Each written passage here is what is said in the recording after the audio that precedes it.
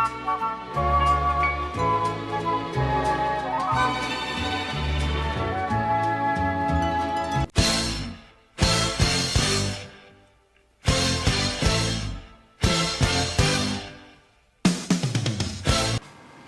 pagi ini ceritanya aku dapat kabar nih guys. Tadi pas baca berita, ada berita pemerintah bakal pangkas subsidi gas melon. Waduh, kasihan ya rakyat kecil. Tapi tunggu dulu, kita harus tahu nih sebenarnya apa sih itu subsidi. Nah, subsidi itu sebenarnya itu kayak pemerintah ngebayarin biaya produksi ke perusahaan sehingga harga barang itu bisa terjangkau oleh masyarakat. Berarti itu kan sebenarnya pemerintah baik dong ya, memberikan bantuan kepada masyarakat secara tidak langsung supaya masyarakat itu sejahtera, bisa beli semuanya. Nah guys, jadi sebenarnya di belanja subsidi itu ada dua jenis, yaitu tentang energi dan juga non energi. Tapi sebenarnya apa sih non energi dan energi itu? Nah itu akan dibahas sama teman-temanku. Tapi apa kalian punya teman-temanku? Di mana? Di mana sih? Oh, di situ.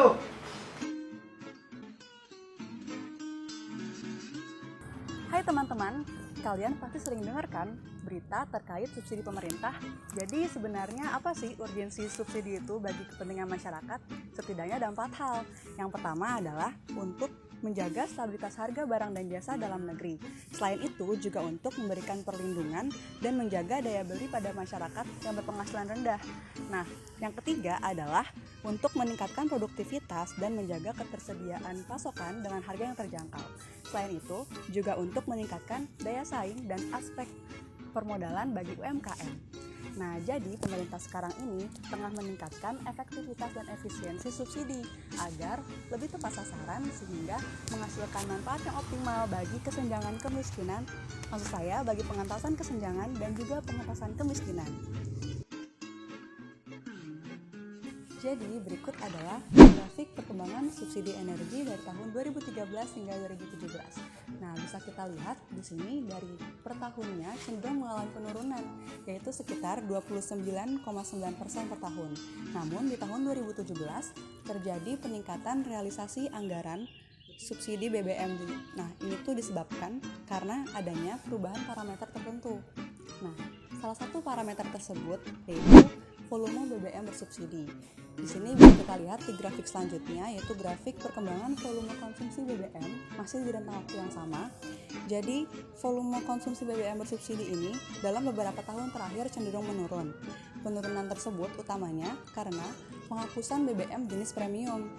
Nah, pemerintah juga telah melakukan beberapa kali penyesuaian harga BBM dalam rentang waktu tahun tersebut. Kemudian selanjutnya pemerintah telah menetapkan bahwa BBM jenis premium itu dihapuskan kan tadi dan menetapkan subsidi BBM jenis minyak solar yaitu sebesar Rp1.000 per liternya. Selanjutnya, sejak bulan Juli tahun 2016, subsidi BBM jenis minyak solar itu ditetapkan Rp500 per liter. Nah, sementara itu untuk harga jual minyak tanah tetap pada harga Rp2.500 per liter. Subsidi BBM, subsidi energi selanjutnya yaitu subsidi listrik. Nah, bisa kita lihat pada ilustrasi berikut bahwa dalam rentang waktu tersebut, realisasi belanja subsidi listrik mengalami penurunan rata-rata 14,2% per tahunnya. Nah, padahal kan beban subsidi listrik itu terus meningkat. Lalu, apa sih upaya pemerintah untuk mengurangi beban subsidi listrik tersebut? Berikut adalah upaya pemerintah dalam menurunkan biaya pokok penyediaan listrik, yaitu melalui 3 hal. Yang pertama adalah program penyusutan khusus jaringan, kemudian peningkatan efisiensi penyediaan tenaga listrik, dan selanjutnya yaitu meningkatkan pemakaian energi baru dan terbarukan yang lebih efisien. Nah, selain itu mulai tahun 2016, pemerintah juga menerapkan mekanisme tarif adjustment, yaitu penyesuaian tarif listrik untuk pelanggan PLN golongan tertentu, yaitu kemudian disempurnakan di tahun 2017, khususnya kepada pelanggan rumah tangga miskin dan rentan miskin.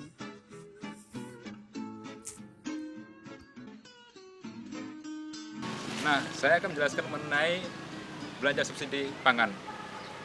Kalau kita tahu bahwa dalam APBN tahun 2019, kita tahu bahwa belanja subsidi pangan telah dihapuskan dan digantikan oleh BPNT atau bantuan pangan non tunai. Kenapa pemerintah mengganti itu? Karena pemerintah ingin lebih fokus dalam efektivitas atau efisiensi, terutama dalam menyalurkan bantuan tersebut agar tepat sasaran ke orang yang benar-benar membutuhkan.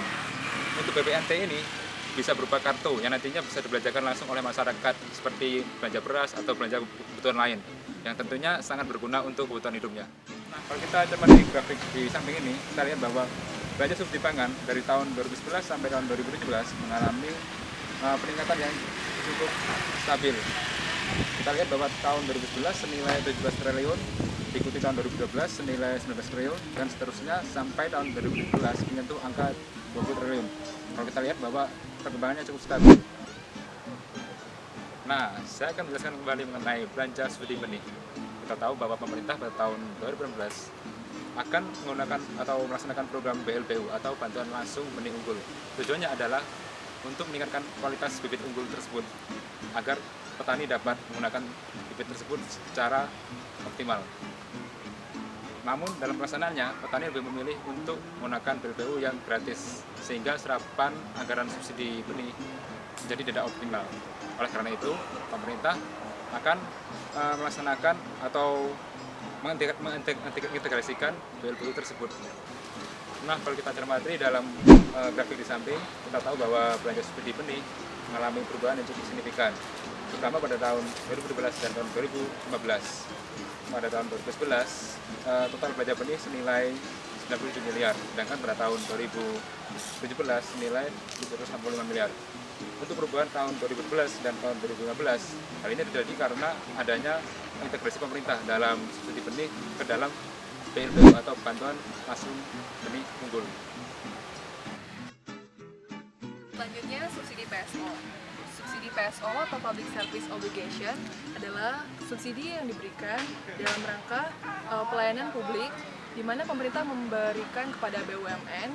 BUMN diberikan penugasan khusus dari pemerintah dalam rangka menyelenggarakan fungsi kemanfaatan umum. Kalau untuk tahun 2017, pemerintah memberikan anggaran belanja subsidi PSO sebesar 4,3 triliun yang terdiri atas 3 perusahaan. Yang pertama PT PLNI sebesar 2,1 triliun, yang kedua PT KAI sebesar 2,1 triliun, dan yang ketiga pada LKBN Antara sebesar 0,2 triliun. Belanja subsidi PSO ini menyumbang sebesar 5,19% dari total belanja subsidi pemerintah tahun 2017. Nah, selanjutnya subsidi pupuk. Subsidi pupuk diberikan oleh pemerintah kepada Kementerian Pertanian untuk disalurkan kepada para petani. Mengapa subsidi pupuk diperlukan? Karena subsidi pupuk ini memberi jaminan kepada ketersediaan pupuk, kemudian melindungi para petani dari gejolak harga pupuk, serta meningkatkan produktivitas komoditas pertanian. Untuk tahun 2017 sendiri, subsidi pupuk sebesar 9,55 juta ton atau setara dengan 31,2 triliun yang merupakan 37,7% dari total belanja subsidi pemerintah yaitu sebesar 82,7 triliun. Ini mengalami kenaikan sebesar 1,1 triliun dari tahun 2016 yang adalah 30,1 triliun disebabkan karena kenaikan harga gas dan kenaikan harga-harga yang lain. Nah, di sini saya akan menjelaskan tentang subsidi pajak. Apa sih subsidi pajak itu? Subsidi pajak itu adalah bentuk insentif fiskal yang diberikan oleh pemerintah untuk tujuan tertentu. Nah, insentif fiskal sendiri adalah insentif yang diberikan oleh pemerintah untuk sektor tertentu yang bertujuan untuk memberikan stimulus pada perkembangan perekonomian nasional. Nah, subsidi pajak itu sendiri sebenarnya sudah ada sejak tahun 2003. Pada saat itu, insentif pajak yang diberikan oleh pemerintah dimasukkan pada belanja subsidi. Sedangkan pada tahun 2009 sampai sekarang, insentif pajak yang diberikan oleh pemerintah dimasukkan pada pajak yang ditanggung oleh pemerintah atau pajak TTP yang selanjutnya akan dilaporkan pada tahun anggaran berjalan sebagai pengurang pendapatan pajak pemerintah. Nah, bisa dilihat di sisi kanan saya. Berikut adalah grafik perkembangan total pagu untuk pajak TTP dari tahun 2011 sampai 2018. Bisa dilihat bahwa grafik perkembangan pajak TTP ini mengalami kenaikan setiap tahunnya, kecuali untuk tahun 2016 yang lebih rendah dari tahun sebelumnya.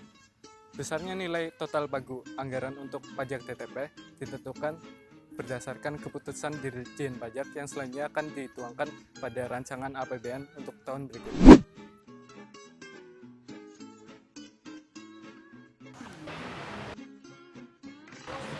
Hai, di sini aku akan menjelaskan mengenai kredit usaha rakyat atau KUR. KUR adalah kredit pembiayaan modal kerja atau investasi kepada debitur usaha yang produktif dan layak namun belum memiliki agunan yang cukup atau belum memiliki agunan sama sekali. Penerima KUR adalah individu perseorangan atau badan usaha yang memiliki usaha produktif, sedangkan penyalur KUR adalah badan atau lembaga keuangan bukan bank yang ditunjuk untuk menyalurkan KUR. Data pada tahun 2006 menjelaskan bahwa jumlah UMKM selama 2006 adalah sejumlah 48,8 juta, namun hanya 39,08% saja atau sekitar 19,1 juta yang berusaha mendapatkan investasi melalui perbankan. Pada tahun 2007, pemerintah melakukan program jaminan kepada masyarakat yang berpendapatan rendah untuk mendapatkan pembiayaan melalui kredit usaha rakyat. Pemerintah melakukan follow up dengan cara penandatanganan MOU dengan tiga pihak, yaitu Kementerian Teknis, Perbankan, dan Perusahaan Asuransi pada tanggal 9 Oktober 2007 dan juga ditandai dengan peluncuran kredit usaha rakyat. Subsidi bunga KUR adalah subsidi yang menjadi beban pemerintah sebesar selisih antara tingkat bunga yang diberikan kepada penyalur dan bunga yang dibayarkan oleh penerima KUR.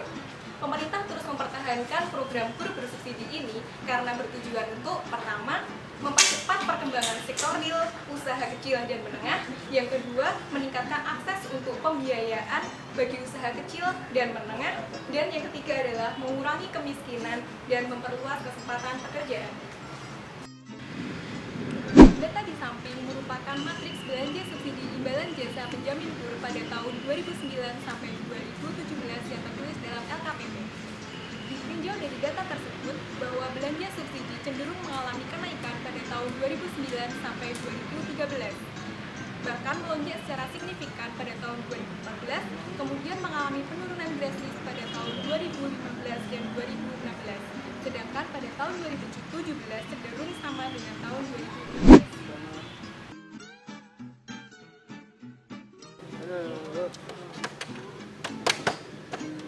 Guys, gimana tadi infonya tentang belanja subsidi? Nah, semoga info itu bermanfaat ya buat kita semua. Nah, sebagai akhirnya aku cuma pengen berdoa semoga kita semua bisa ketemu di AIS BSD di bulan Oktober besok. Kita semoga bisa wisuda bareng ya. Sampai jumpa.